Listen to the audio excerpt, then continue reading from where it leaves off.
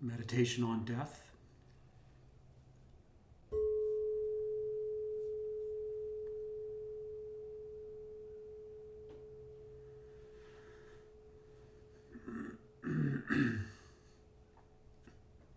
So let's find a comfortable posture with the body upright and yet relaxed.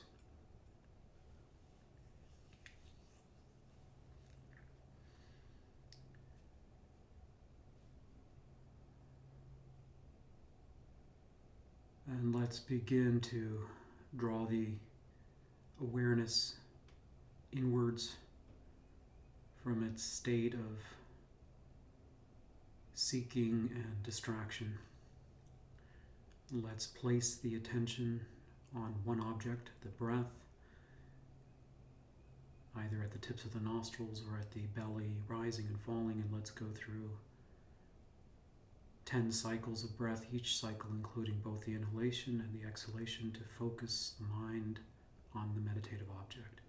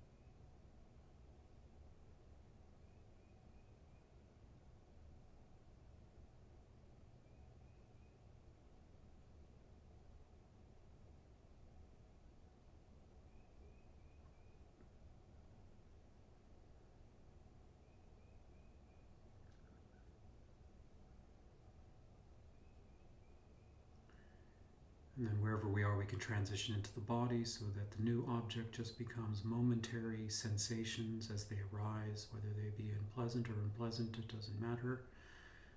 Just using the body as an anchor, letting all the sounds in the room and the other internal distractions, just let them be there and try to gain some level of vividness, mental clarity around the particular sensations in the body on a moment-to-moment basis. Let's do another 10 rounds or cycles of breath.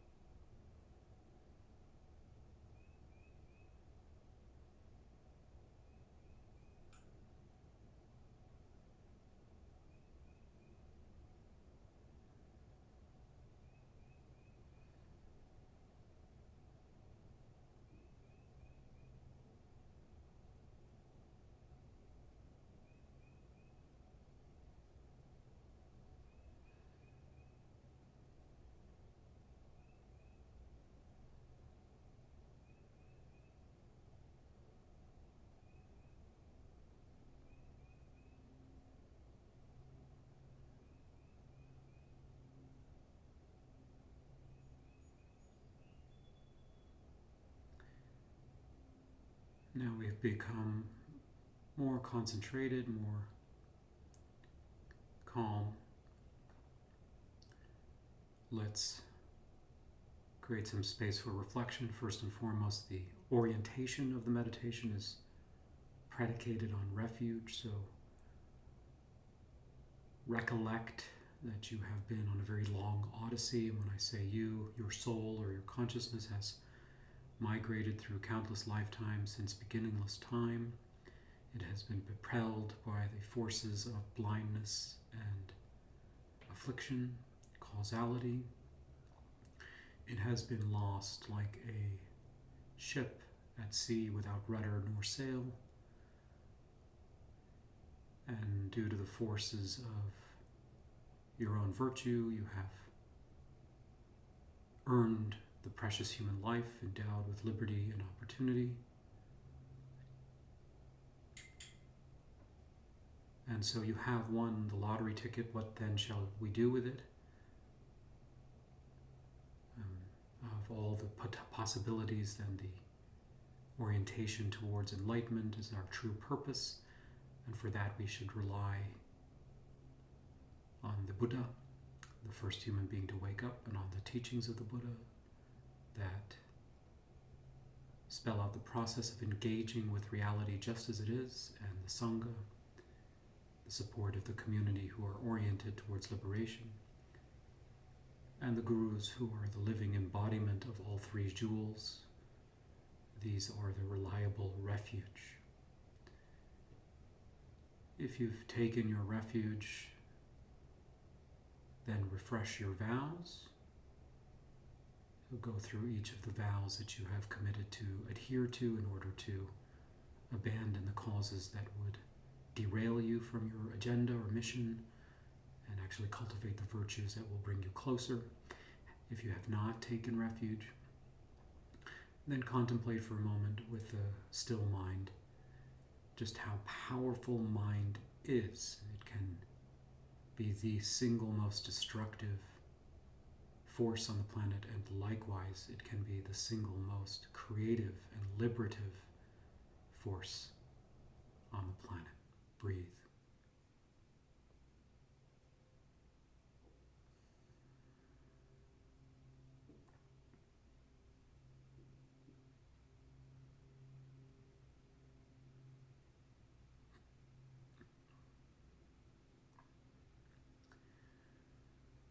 Then on that basis, then also generate the altruistic intention, thinking that this practice is not just for my own benefit, but then I exist within a system of interrelationality, infinite interrelationality, and so the welfare of others is inextricably bound to my own, and therefore let me awaken not just for myself, but let me awaken for others. Let me use relationship with others as the platform or vehicle in which I can awaken. Breathe.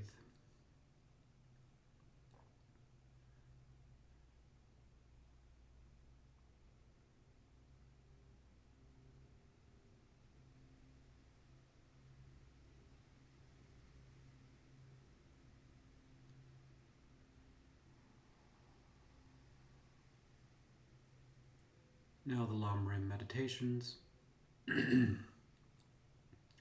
reflections on death follow the reflections on the preciousness of human life, so we can simply remember very quickly the pith of the preciousness of human life, which is that of all the unfathomable calculations of probability, it is like a miracle. Life is like a miracle. We are the owners of the most precious embodiment of all the countless possibilities. And so we should generate very, very strong appreciation, awe, that we have exactly what we need right now for liberation. All systems are go.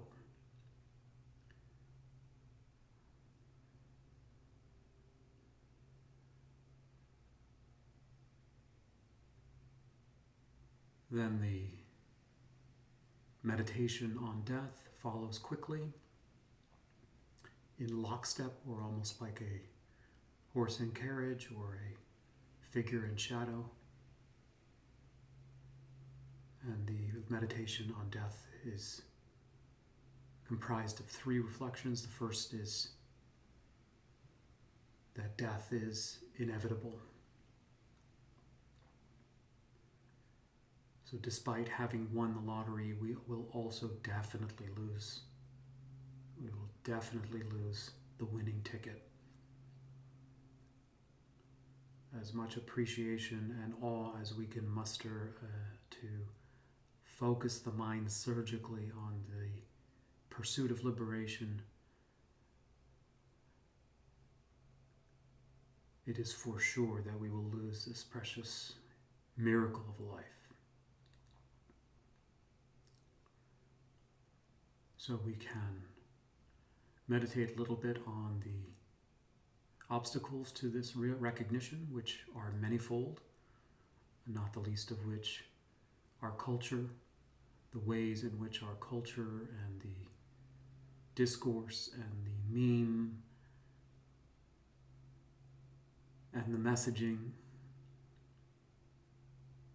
seem to very much contribute to a sense of denial, that death is,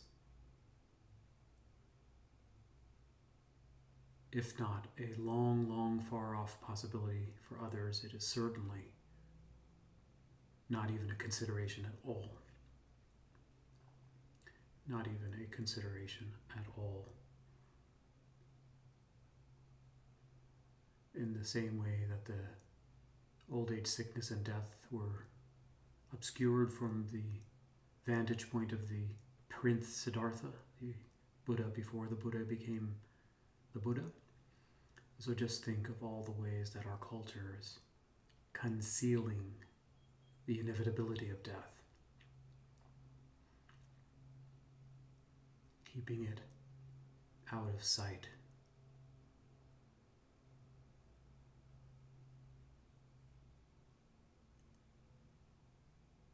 And the opposite is also true of the culture sensationalizing death.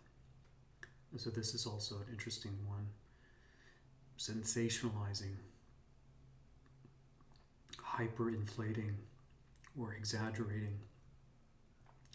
And in that case, it is perhaps a fear tactic. But in both cases, the idea or the premise is true that death may happen, but it doesn't happen to me. Death may be out there as a possibility, but it's not a possibility. It's not even a near possibility for me. So this, let's breathe a little bit. Try to identify the parts of our own mind that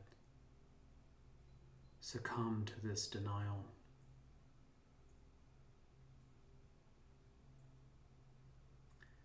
So part of the meditation is to think critically in order to find cracks in the denial.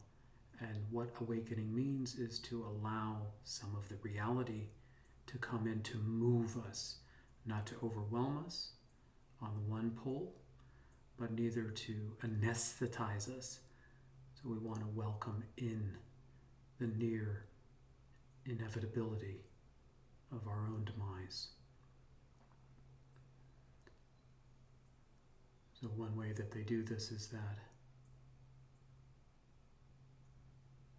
they take a room of friends, family, a cross-section of people, and they say, look around the room and then ask yourself who in here will die.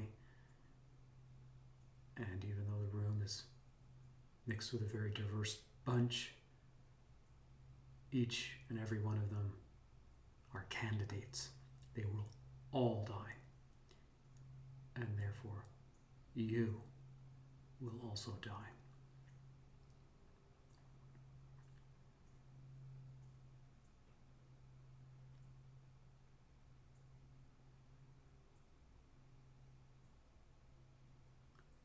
Anyone famous in history, even the Buddha, even Christ, even Muhammad, anybody with special talents, with genius,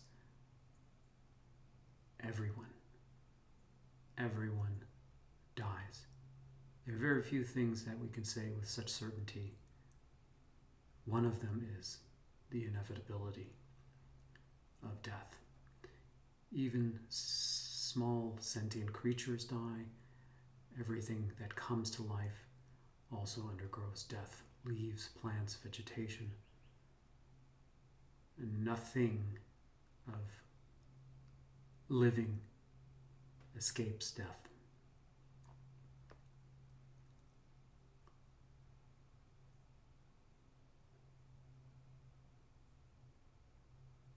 So try to find a sweet spot between the denial and the overwhelm that is simply based on a realistic acknowledgement and acceptance. I too will die. And then juice press. Take a nice inhale, and when you feel that clarity of mind that is born on dancing the razor's edge of reality,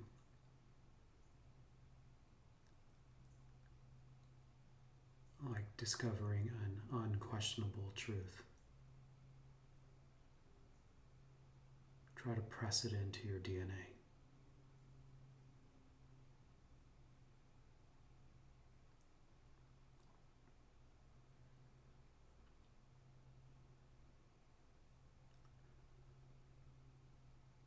The next reflection now is that while death is certain, the time of death is unknown. Death is certain, the time of death is unknown. So again, this is another sneaky place for denial, to anesthetize us with a false hope or fantasy that we may be willing to acknowledge a death far, far, far from now in some off time. Maybe when we reach 80 or 90, we will very quickly and peacefully go in our sleep. So here, the awakening to the reality that death comes instantly, even to very healthy people, even to very wealthy people, even to very well-resourced people, even to well-intended people. Even the high lamas die instantly. And so we just do a little contemplation now that all the false ascriptions that we have, that death happens to sick people, death happens to old people, death happens to those in war-torn countries, those that are underdeveloped, those that are under-resourced. Meanwhile, we are, quote-unquote, safe.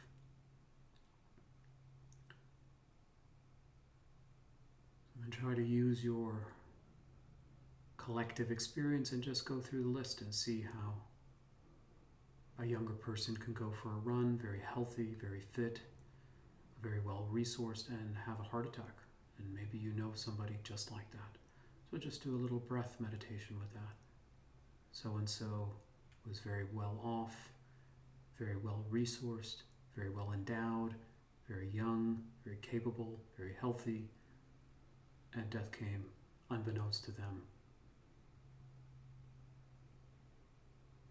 The young perish before the old, the healthy perish before the sick, the well-resourced before the under-resourced. There are no guarantees for a long life. And then we make the last little leap, which is there's no guarantee even in the next moment. There's no guarantee even in the next moment. And so this is used not to, again, overwhelm us, but try to use it to burrow through the denial, how easily we take advantage of time. We sit and have a coffee, and we implicitly assume that we will just get up out of that coffee and make it through the day. We make plans 3 or 4 months ahead, and we just assume we will make it there. We make plans for a year from now during the summer, and we just assume we'll make it there. We assume when we go to bed that we will wake up. We take all of this for granted. So do what you can now in a short amount of time to dispel the denial and to bring closer your mind to the inevitability of death and the uncertainty of the time of death. I could die at any moment. Juice press. I could die at any moment.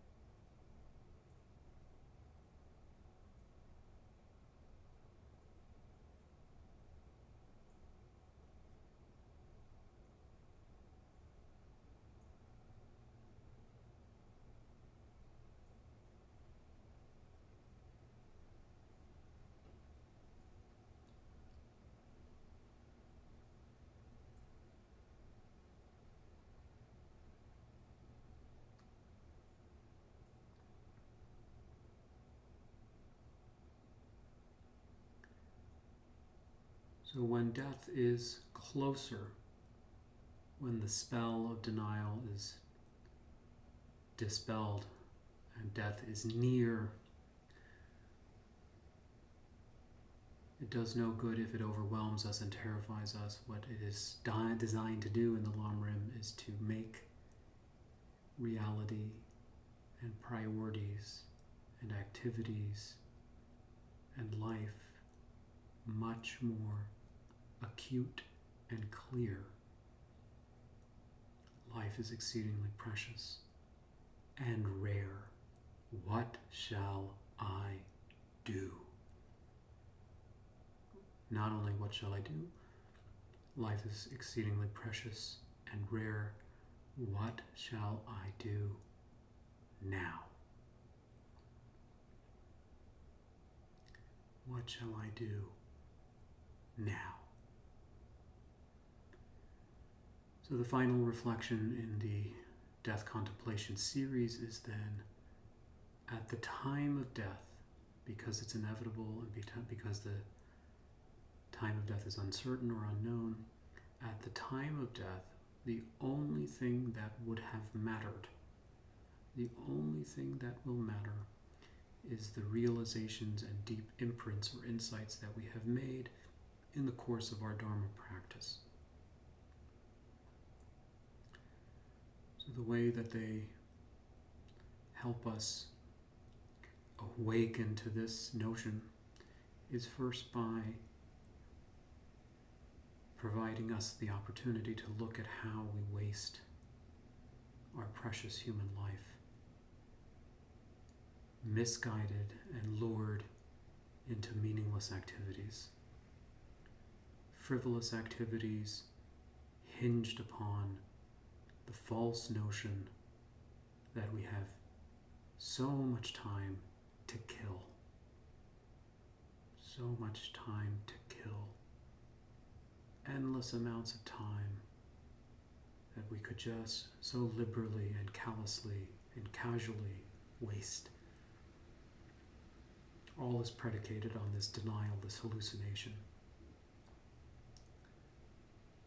And then think about a life spent in the compulsive race for fame, a compulsive life spent in the race for gain, profit, a compulsive life spent in the realm of chasing success, a life spent chasing pleasure.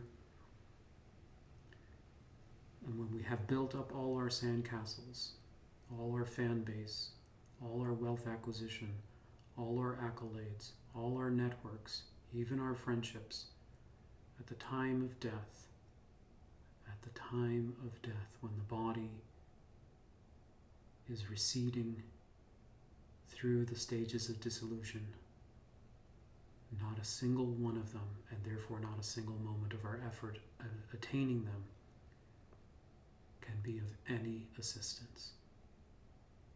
So take a moment now to meditate on all that you do, how you spend your time, and ask yourself the question, how will any of this help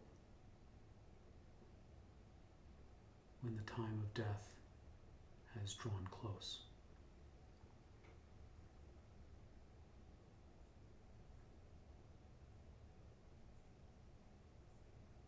How will my bank account help me?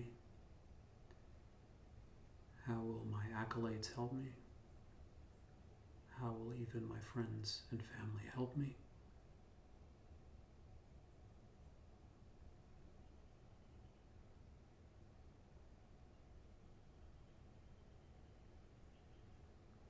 And then the inverse reflection is what will actually help me is the cultivation of virtue, and is the death meditations in which I learn viscerally to surrender in the disillusion phase, to recognize Dharmakaya in the luminous phase, and to gain stability of mind during the phase where the wrathful and peaceful deities or projections, archetypal projections of my mind appear. This type of training will actually help me during the death process. The tantric training of the death, bardo, rebirth experience will actually be of aid to me. So first and foremost, think about karma and merit. Okay, having a very peaceful mind, feeling like you have lived a virtuous life, doing unto oneself and others as much virtue, good deeds, kindness, sincerity, loving kindness, respect, dignity. These will plant a good imprints in your mind. To have no regrets, to make amends, to purify, to have a good resolve for those things that have harmed, cause harm. This is also a very wise investment of our time. In other words, what will help me will be the acts of purification and the cultivation of merits and virtues. This will be very, very helpful at the time of death.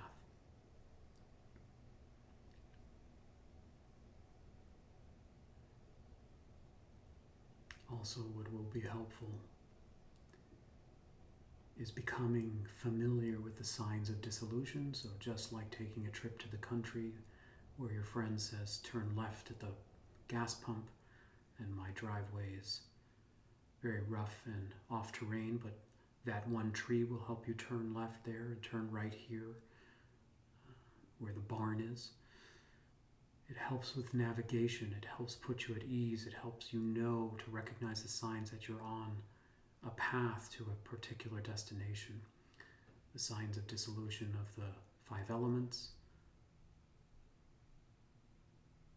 the dissolution of the earth element, water element, fire element, wind element, all dissolving into space, the 3 additional dissolutions of the mind, the coarse level of mind and the grasping, the coarse level of mind and the aversion, and then entering into the dark night mind. Each of these is accompanied by signs.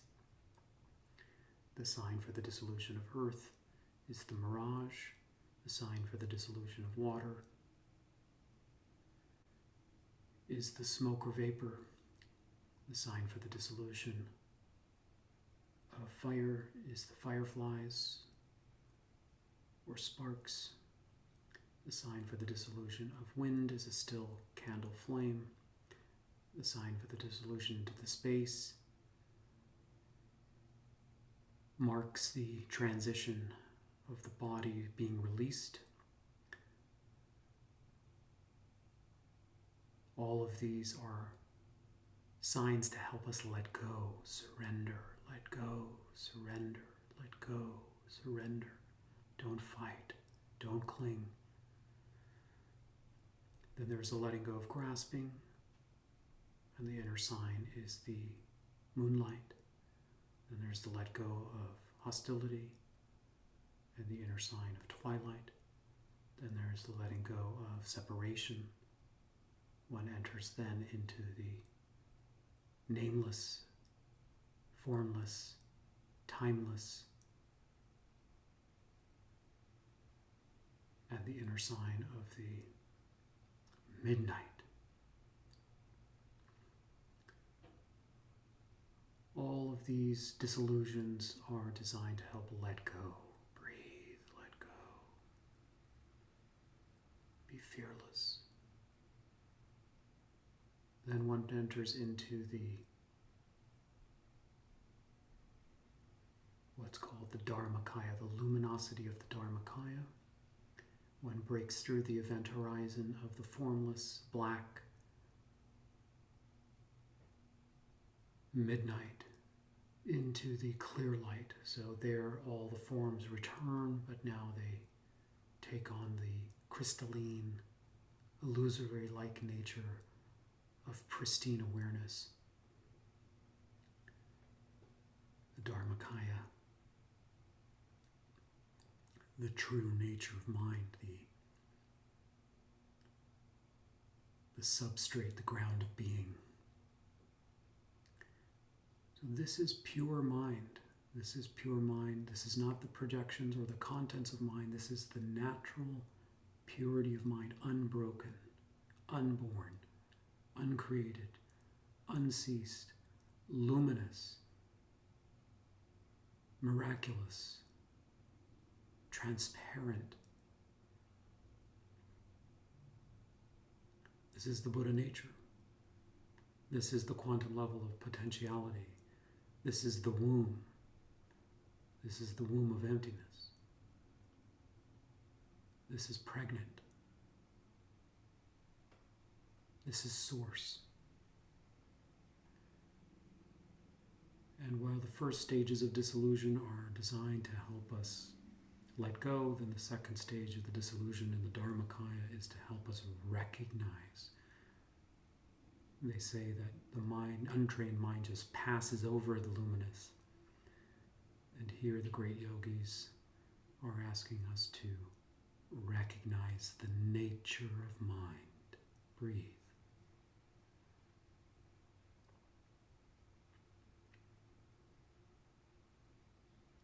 And finally we pass through the Dharmakaya, and then suddenly the forms and the imprints fire. All our karmas fire in the guises, multifaceted guises of angels and demons, peaceful and wrathful deities. So here we can think that karma and all the forms come to fruition, projections on the blank screen of the nature of mind, on the open sky of the Dharmakaya come all the weather patterns. And these are luring and terrifying, and often the untrained begins to react, and the reaction creates tumult, and the tumult creates further reaction, and then one starts to grasp a new life. So they say in the disillusion phase we should learn to let go. In the Dharmakaya phase we are trained to recognize the nature of mind, and in the return to rebirth phase, when the projections are fully manifest, we should stabilize our mind. Just like stabilizing your mind in mindfulness, when your body aches and then you have a fantasy and then you have a memory and then you hear birds outside, you let all of them be there. You let all the phantasmal archetypes play themselves out in the projection of your dreamlike nature of mind in the bardo. Recognize them simply for what they are, projections.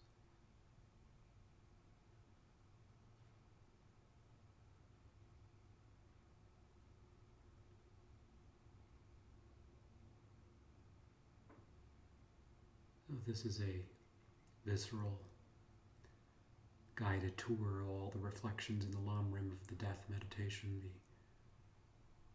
the recognition of the certainty of death,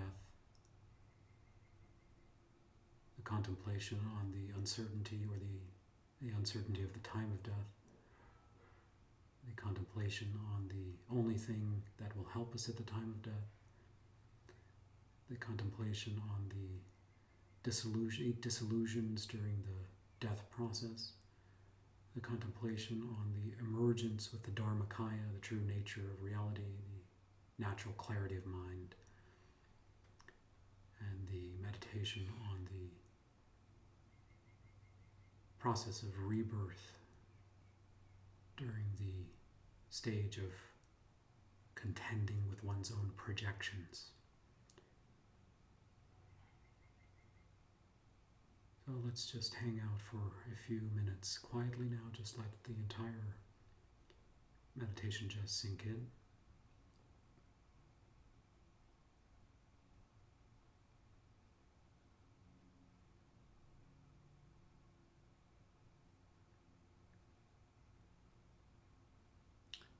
And then on the basis of going through all these reflections, then let's dedicate the merit that we will be ever present, mindful, acutely aware, and fully committed to using every precious moment to purify negativities, cultivate virtues, awaken to the true nature of reality for our own benefit and for the benefit